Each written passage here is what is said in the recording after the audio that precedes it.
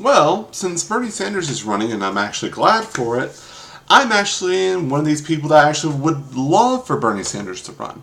Now, a lot of skepticism comes in when it comes to the whole point of view of Bernie Sanders' point of view.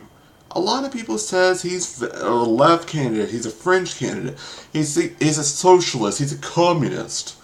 Pretty much he seems way too far to the left that anyone can give a shit about. Well, it doesn't seem that much anymore, especially with how the economy has driven.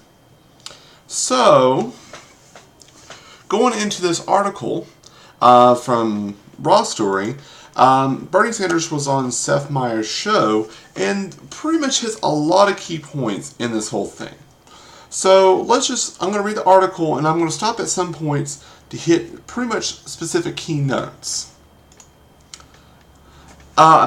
In a Monday appearance on Late Night with Seth Meyers, Senator Bernie Sanders of Vermont defended his socialist affinities and argued that the socialist policies could become popular in the United States if Americans become more literate in international economic affairs. Meyers asked the Democratic presidential candidate this week if his willingness to self-label as socialist could be a dangerous thing politically. President Barack Obama, Myers points out, doesn't consider himself socialist, but Obama detractors hurl that word towards him anyway as an insult. Does Sanders have concerns? Mayors want to know about frame yourself as a socialist politician, even giving the word socialism negative connotations in American culture. Sanders predicts popular expressions of socialism-induced pearl clutching would go down in frequency as Americans become more acquainted with the basic concepts surrounding the modern global economy. The junior senator of Vermont sees this presidential campaign as an opportunity to describe what democratic socialism means. What it means, Sanders continued, is you have countries like Denmark, Sweden, Norway, and other European countries which have had social democratic and labor governments. In those countries, Sanders says too much with the audience applause. Healthcare is a right for all people. I don't see that as a great problem. And pretty much, I'm going to stop here, and I'm going to just go over this point. There's a lot of a stigma with the word socialism. With socialism, it's been degraded and pretty much used as an insult since the 50s, from the Red Scare. Because that was when the whole communism spread and all this bullshit happened. And we know how much propaganda was thrown around back then, especially towards other groups of people as well. But mainly towards the whole matter of socialism, that was a dirty word back then. If someone called you a socialist or a communist, that was political suicide. So pretty much that was a really bad insult to be using back then. But it was pretty much used for political campaigns. Now moving from that socialist point of view into now the millennium, well, a lot of countries have adopted the whole socialist process, but yet not America. Even though despite it we have Medicare, Social Security, and Section 9 housing, blah, blah, blah, all these programs. And yet they don't realize that is actually socialism. So we're just going to continue on with the article. Sanders laments to a sympathetic crowd that America's young people can't afford to go to college. While he says tuition is free in many other countries, further, those nations adopt more environmentally sound policies to combat climate change, ensure citizens to have have access to excellent child care, and offer strong retirement benefits to workers. When people understand, Sanders says, that the governments of other countries formulate policy to protect the middle class instead of the billionaire class, American voters will be more amenable to socialist ideologies. Sometimes American politicians get in trouble for saying that the United States should emulate other countries. Mayer observes as the interview continues. Mayers perceives a frame requiring among national politicians that the United States does everything perfectly. And I'll stop it here. a lot of the thing is, we have this American conceptualism that we're number one in everything. Number one. The only thing we're number one in is the most incarcerated rate in the world, and that's by a long shot, even past Russia. And pretty much in belief in religion, even though religion's starting to go down, and it looks like a lot of politicians are getting away from the drug war point of view. So those are going to probably go down here in a couple of years. Probably here in the next decade or two, that rate's going to go down. So, I mean, looking at other ideas, I mean, look at Obamacare. Even though that is a heritage group kind of policy, that does inherit some points of views from like Canada and over in Denmark and all that, with the whole socialist point of view of healthcare for all. Now, Obamacare is kind of like the twisted form of that, but even if we even push that way a little bit, it's considered socialist. Or it's considered, oh, we're just ripping off other countries' ideas. We need to be on our own. I don't think we should. I honestly think we shouldn't be. That's how I perceive the point of view to be. Honestly, it's not a problem to adopt other ideas. A lot of people need to understand that we need to adopt other ideas because of that. So, I mean, it just seems stupid. Because guess what? Another country can come up with a really brilliant idea. And you know, and a lot of other countries will go along with it because it's a great policy.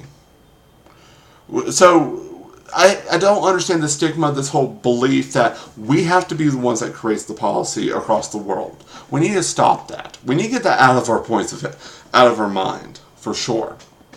Anywho, going on with more of Sanders' interview, Sanders doesn't think it's a problem to point out that good things happen in other countries. We do some good things as well, as Sanders says, but not others. The senator cites income equality as a particularly American problem. He further criticized Citizens United as an internationally unparalleled legal agreement that makes it possible for billionaires to buy elections in the United States. Pretty much going from the last point. Some have tried to frame you as this fringe candidate. Meyers tells Sanders and wonders how the U.S. President would pay for his socialist agenda if elected to highest office. According to the Vermont senator, President Sanders would ask the wealthiest people and large corporations need to pay a fair share of taxes. American citizens are losing over $100 billion in tax revenues annually, Sanders says, because profitable corporations are stashing their profits in the Cayman Islands and Bermuda and other tax havens. Sanders reminds viewers that the billionaire investor and noted liberal Warren Buffett admitted to having a lower effective tax rate than his secretary. When he talked about redistributing wealth, Meyers says to Sanders, some would frame the concept as even being worse than socialism. The senator does not appear to be bothered by the concept that people are likely to make fun of him, and goes back to talking to an economic policy and why it matters to people's lives. In the last 30 years, there's been a massive redistribution of wealth. Sanders says American workers are putting in long hours for low wages. Sanders pointed out that the United States has the highest rate of child poverty of any country in our peer group, pretty much in the industrialized world. As a result of our public policy decisions, Sanders warns American taxpayers have funneled trillions of dollars in the last several decades to the wealthiest 1% of U.S. citizens. Sanders says we need to recapture the taxes Americans forgo because billionaires hoard money or just sending it abroad and redirect our country's public investment our country's public investment focus away from tax cuts and towards the people who need it the most. And that's the end of the article. And pretty much towards the last points. Pretty much a lot of taxes. What a lot of people don't understand, and I don't understand by libertarians, that we need to invest more into our education and into our healthcare and all this kind of stuff because it's falling apart. We spend so much money in the last couple of years on the Iraq War, which I want to mention something. When a country normally goes into war, we usually increase the taxes to pay for it. Well, what Bush did, he doubled down, pretty much put the war on a credit card, and then dropped the taxes almost immediately afterwards. If you're going to say that's asinine, it is. But if anyone agrees with that policy, that's bullshit. Because guess what? That ramped up a lot of the problems. And the thing is, a lot of people like to criticize Obama for continuing it. And you know what? And that's a fair point, and that's fair criticism. And I believe that if Obama was true to his fucking policy, to his word when he first came into office, I would fully agree with it. I honestly believe that Obama should end the campaign. Should end all this bullshit.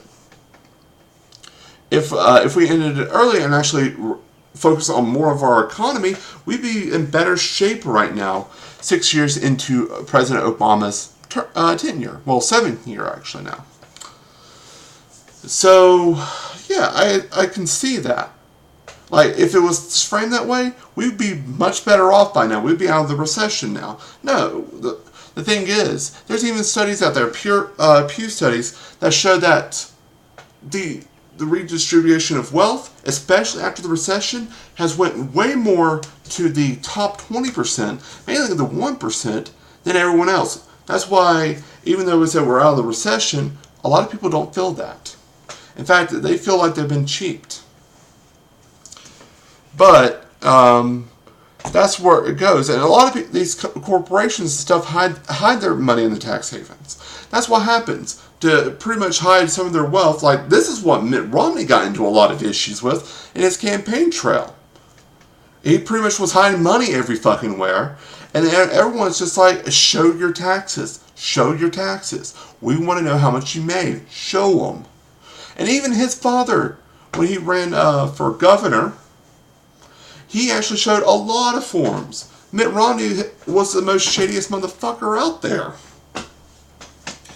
So, I mean, and the thing is, Bernie Sanders knows he's going to be made fun of. That's the thing. With the redistributing wealth, he knows there's going to be a bad stigma of that. Because when it comes to that, they're like, especially when it comes out of Fox News, it's entitlements. It's pretty much making the people more lazy, blah, blah, blah. I'm sorry, people has pulled up their fucking bootstraps for the last couple of years, and they still feel cheaped. How about you actually give them what they fucking deserve, instead of plugging up every single hole inside of them and raping them of their wages and their morality and all these points of view. You wonder why the suicide rate has risen. I'm very sure the suicide rate has risen in the last couple of months. It might be a straw man, but you know what? A lot of depression, a lot of these problems with mental health. You probably wonder why people are doing school shootings and stuff like that. Gee, I fucking wonder why. And let alone the amount of guns floating around.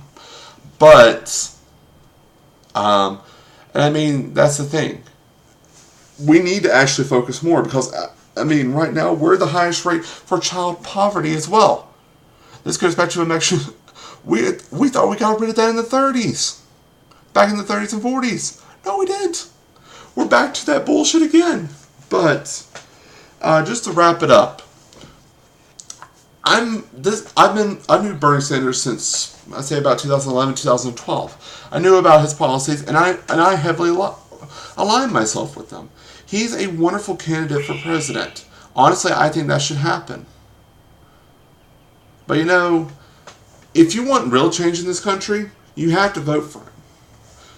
Because I don't see any other candidate out here, maybe exception for Ron Paul, that would actually do something for this country, instead of just pretty much throwing money to the wealthiest people and just screwing us over. I mean, I hate to use rape analogies and all that, but that's how bad the situation is. And honestly, if we don't vote for Bernie Sanders this time around, then I don't know what's going to happen with this country. I honestly don't, because there's even people predicting that this country is going to fall apart because of our economic problems. And honestly, I can see it at this point. We need to actually have some change in this country. Not sit around with our fingers up our, well, not only just our fingers, but our head up our asses. We need to get our head out of our ass and actually think for actual policies in this country. Not sit around and go, dur, dur, dur.